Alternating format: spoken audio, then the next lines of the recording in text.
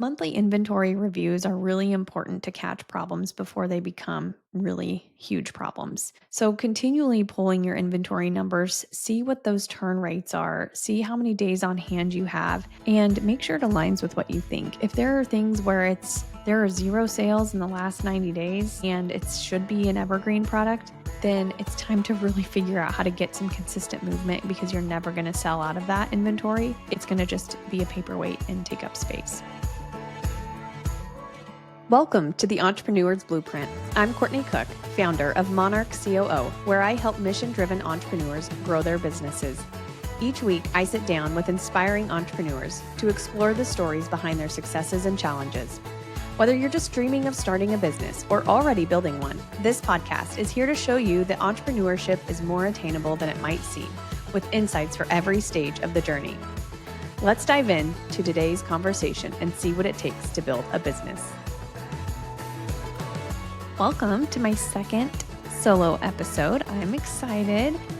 Today it's Red Friday here in Kansas City. I'm recording this on Friday. This will go live on Tuesday. September is moving right along. How we're already almost mid-month is a little crazy. And hopefully everybody's getting kind of a plan for Q4 and what your pacing looks like based on our conversation last time. And yeah, let's jump in today. This episode is really going to be around inventory management and about the day that I learned inventory could really sink a business. In my very first job, once I was out of college, I worked part-time for this company for 3 years, and I was the first full-time hire outside of the business owners. And it was a small e-commerce business. Shockingly, we did quite a bit in revenue and grew over the 5 or 6 years that I was there really, really fast. But we were very cash stripped. Cash was always tight. Cash flow was something we always had to watch. And if we were getting to a point in the month where it was getting really tight, we would literally go out to the warehouse floor and walk it. We'd look at the pallets of inventory and ask ourselves, what can we sell?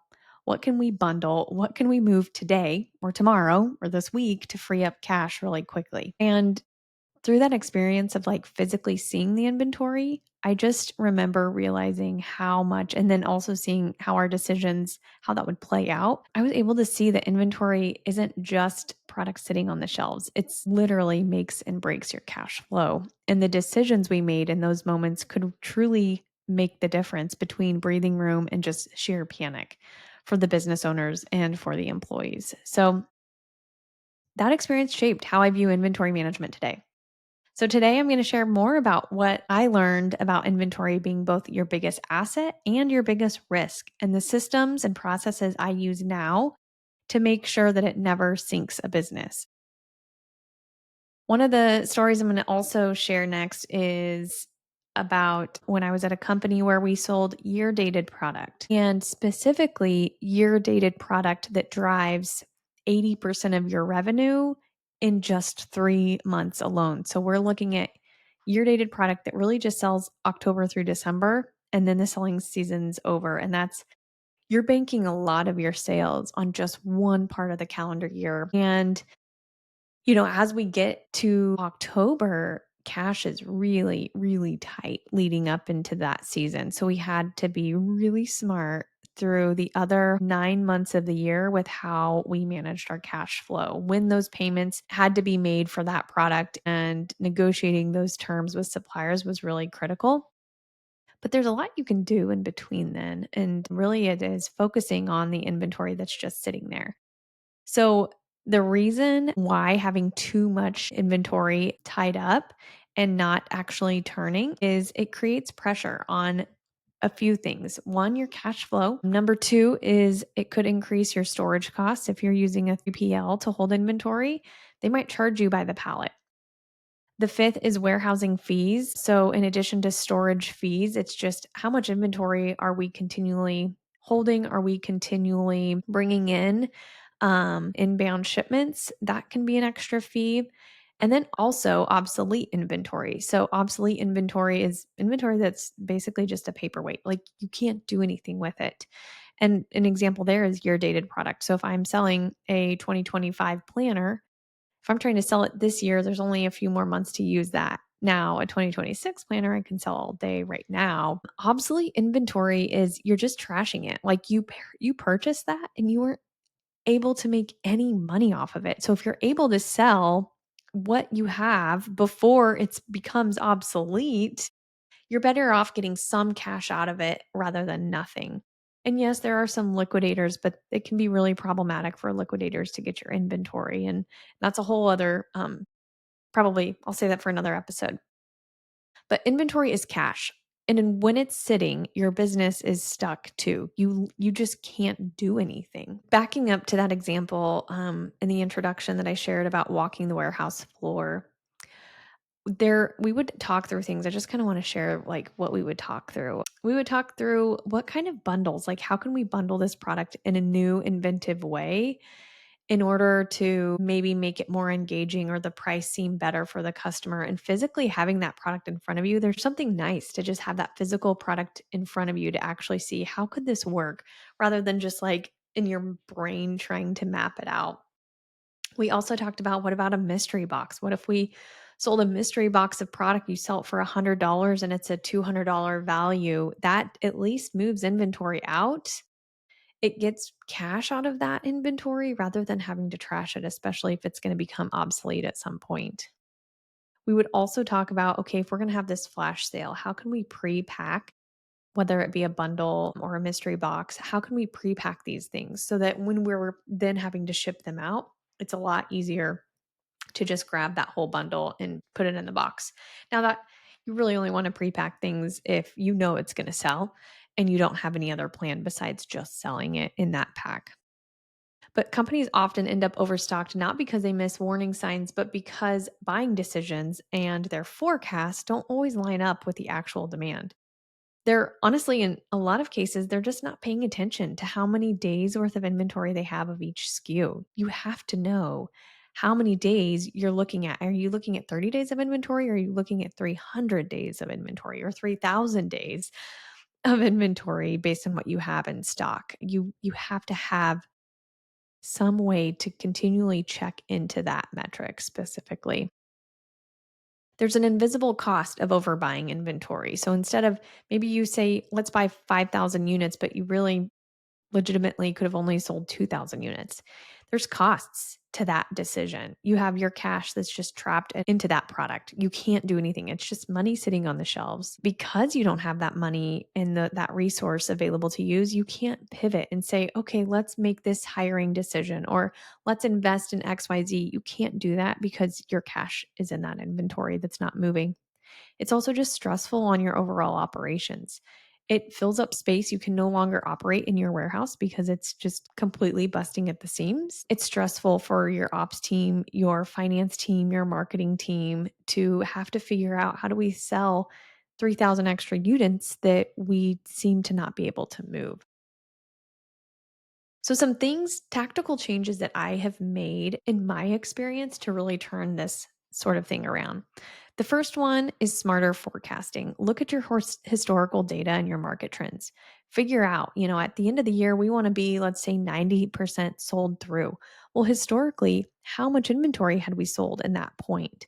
And then add on that extra 10% to say, we know we're going to sell this amount at a discount and we're okay with that, but figure out exactly what that looks like. Because I mean, yeah, if you are overbuying by 1,000 and 2,000 units and you're having to sell that at a discount for 2 full months rather than selling it at a discount for 2 weeks, you're really creating a new customer perception of, "Oh, it's gonna go on sale and it's gonna be on sale forever. I am in no rush to buy this." The next thing would be just buy in alignment with your sales pacing. So, similar to looking at your sell through, what do you anticipate the sales? When is the highest point of demand for this? Is it a seasonal product or is it something that's going to sell all year round? And we would consider that to be an evergreen product. If it's evergreen and you know I'm going to sell 1,000 units per year, buy 1,000 units. Don't buy 2,000 where you have 2 years worth of inventory. Even if that means you're paying a little bit of a premium for those 1,000 units, that could still be thousands of dollars that you could use to invest somewhere else in your business rather than holding on to that cash for an extra year in your warehouse. it probably didn't save you that much money. The last tactical change that I have made in my career is building promotions or campaigns specifically to move slower product. So this could be, okay, we have these products that aren't moving, kind of like I mentioned before. It could be a mystery box, or what is it with these smaller items? Do we just create a sale category on the website? Do we run some sort of promotion that brings attention to those products specifically and less so your tried and true bestsellers? I do have an example of this. So there is a evergreen product, for instance, that I have had to help move, and there were 4 different variations of this product. And in those 4, all 4 were overstocked. All 4, there was just too many of each of those, but people could buy, you wouldn't necessarily buy multiples of one version unless you were gifting it to a friend, but if you were personally buying for yourself, you would probably buy one of each volume. But one way to kind of get all of those to continually move at an even rate is to offer a discount for when people are buying multiples. So encourage people to buy volume one, two, three, and four at the same time rather than just one at a time. And rather, if you're buying one, you're going to pay full price. But if you buy more than one, maybe you'll get 20% off or something like that. And then secondly, it's really important to show that promotion. I like to say you got to show it 7 times, 7 ways before it's actually in somebody's brain of something that they remember. So, yeah, I remember I saw that they offer a discount on buying in bulk. Things like that. You have to show them on the PDP multiple times. People just don't read, and it's sadly the truth, but that you can work as hard as you possibly want on a PDP on your product page, and people are only going to read 25% of it if you're lucky. They're only going to read the title if you're lucky. So they have to have that visual kind of showing them what the promo is in so many different ways, putting it on one spot on your website. It's probably not going to convert that many customers. People just don't read. So, moving inventory steadily is just as important as selling it in the first place. If you want to sell it, you have to also figure out, we know we're going to sell this month, this amount when we first launch it. But what does it have to do after that on a consistent basis to basically prove out the amount that we're buying in the first place? So, here's what I do now with clients when they come to me with inventory issues. And honestly, most companies do. Like, inventory is not straightforward all the time. Most companies have inventory issues. It might be minor, it might be huge, but it's a constant struggle, really. Monthly inventory reviews are really important to catch problems before they become really huge problems. So, continually pulling your inventory numbers, see what those turn rates are, see how many days on hand you have, and make sure it aligns with what you think. If there are things where there are 0 sales in the last 90 days and it should be an evergreen product, then it's time to really figure out how to get some consistent movement, because you're never going to sell out of that inventory. You're just going to continually, it's going to just be a paperweight and take up space. The second thing I do is really, I try to hone in smarter forecasting with the teams I work with. So take the data that you have, but also you probably do have a good intuition about what the future holds. Is it a brand new product you've never run? You're going to have to use a decent amount of intuition, but not to say there isn't some sort of similar product that you have historical data on that you can use. But being really smart, instead of just putting a finger to the wind, which sometimes you do have to do, but how can you be as smart as possible with the data that you do have? The next thing I like to do with clients is set goals for launches with inventory in mind, not just revenue. So we might have a, $50,000 revenue goal for this product over the course of the next 30 days. But let's also have a sell through goal. So, in order to hit that $50,000 worth of revenue, we know how many units we need to sell. And what does that mean for sell through? And do we think we're going to be able to sell the rest of them when we think we'll be able to sell them? So, don't just look at revenue, look at your inventory and create goals around that as well. You can't just launch, sell, and forget. Inventory management has to be part of your ongoing business strategy. It's not just about revenue. It's not just about ROAS. It's not just about conversion rate. Your inventory movement is incredibly important as well. So let's wrap this up. So start shifting your brain and your mind into thinking about inventory is just a product. It's not just a product, it's actually your cash flow strategy. It's huge for being able to enable growth and create resources for your business to actually use. I want to encourage you to just look at your warehouse. Maybe you have to pull your Shopify numbers because you're using a 3PL, but just look at that and ask yourself, what is my inventory telling me in a story? What story do I have to tell based on this situation? Are we swimming in inventory? Do we need to create some sort of recurring promotional strategy? Do we need to get smarter about our forecast? What is the story that your inventory is telling you? When you manage inventory proactively, you buy yourself options. You'll have more cash, more freedom, and more ability to scale. You can use those resources in the best place that's really going to help launch your brand forward. So, a quick recap: inventory is cash, and managing it steadily keeps you from being stuck. It enables you to just keep moving forward with the most intention and utilizing and stewarding your resources in the best possible way. If inventory has been one of the trickiest parts of running your business, I want you to know that you're not alone. The truth is, getting it wrong can either drain your cash, stall growth, and leave you with either way too much stock or not nearly enough.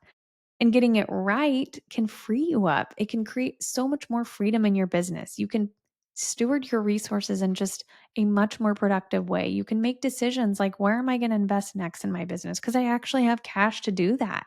I created my strategic sounding board engagement to take strategies like I've shared today and apply them directly to your business, to your numbers, to you specifically.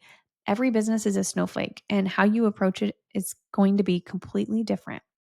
So we can together review your sales patterns, talk through purchasing decisions, and set up simple systems that just give you clarity on what to order, when to order, and how much, so that you're no longer guessing alone. It's like having a COO in your corner who helps you manage inventory strategically instead of reactively. So if you're tired of the stress and second guessing, this is truly the next step that I would encourage you to make. And if you're interested, you can find out more by going to my website and filling out my contact form at www.monarchcoo.com/contact.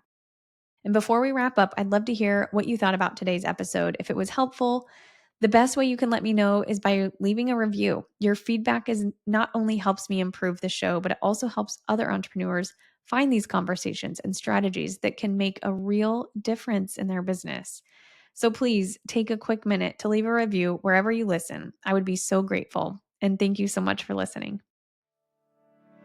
Thanks for tuning in to this episode of the Entrepreneur's Blueprint. I hope you found inspiration and insights to fuel your entrepreneurial journey.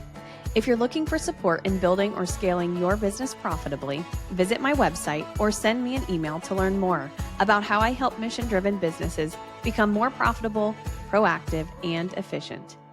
If you enjoyed today's episode, please take a moment to leave a review on Spotify or Apple Podcasts. It really helps other entrepreneurs discover the show, and it would mean so much to me as well. Until next time, keep building, keep dreaming, and keep going.